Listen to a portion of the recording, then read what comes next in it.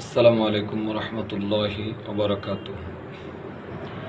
গতকালকে আমরা আরবি ব্যাকরণ অধ্যায় থেকে 6টি শব্দ শিখেছিলাম। ইনশাল্লাহ এরই আলোকে আজকে আরও কিছু শব্দ যুক্ত করে শব্দ গঠন করা শিখব ইনশাল্লাহ। প্রথমত আমরা শিখব একবচন শব্দকে কিভাবে বহুবচন করতে হয়।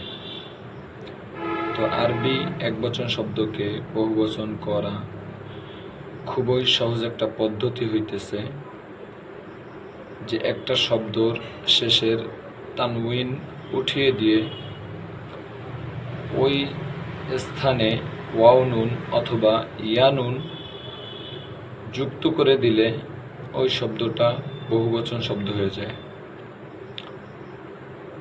যেরকম মুসলিম, মুসলিম শব্দটা একবচন, শেষের তানউইন উঠিয়ে দিয়ে যদি আমি বহুবচন করতে চাই তাহলে মুসলিমুন হবে।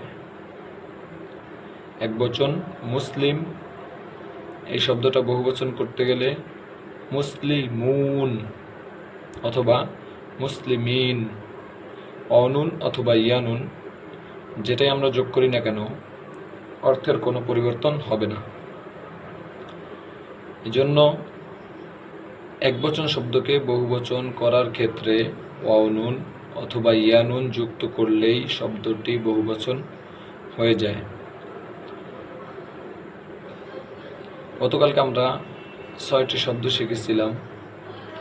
এই 6টি শব্দের সাথে শব্দ যুক্ত করে শব্দ গঠন করা শিখব।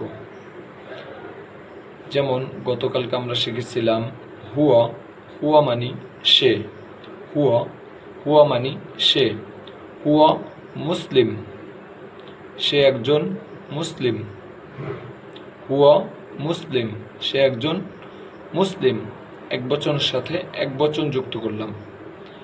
হুম বহুবচন শব্দ, হুম মানে তারা, হুমের সাথে বহুবচন শব্দ যুক্ত হবে। যেরকম মুসলিমুন, হুম মুসলিমুন, তারা সবাই মুসলিম। হুয়া মুসলিম, সে মুসলিম, হুম মুসলিমুন, তারা সবাই মুসলিম। আংতা মুসলিম, তুমি মুসলিম, আংতুম মুসলিমুন, তোমরা সবাই মুসলিম। আনা মুসলিম, আমি একজন মুসলিম। নাহনু মুসলিমুন, আমরা সবাই মুসলিম। খুবই সহজ, আমরা যদি একটু মনোযোগ সহকারে প্র্যাকটিস করি তাহলে অতি তাড়াতাড়ি ইনশাল্লাহ পারা সম্ভব।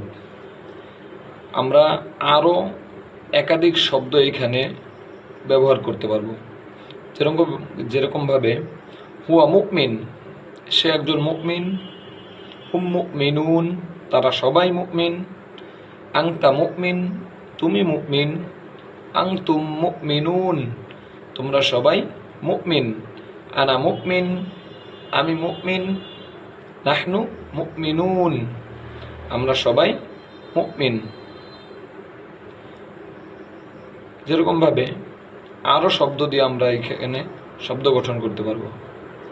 যেমন হুয়া সালেহ, সে সত্যবাদী।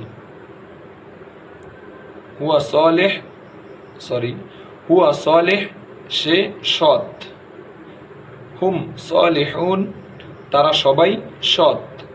আংতা সালেহ, তুমি সৎ। আংতুম সালিহুন, তোমরা সবাই সৎ।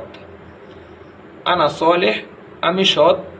নাহনু সালিহুন, আমরা সবাই সৎ। হুয়া মুজাহিদ, সে একজন মুজাহিদ। হুম মুজাহিদুন, তারা সবাই মুজাহিদ। আংতা মুজাহিদ, তুমি মুজাহিদ। আংতুম মুজাহিদুন, তোমরা সবাই মুজাহিদ। আনা মুজাহিদ, আমি একজন মুজাহিদ।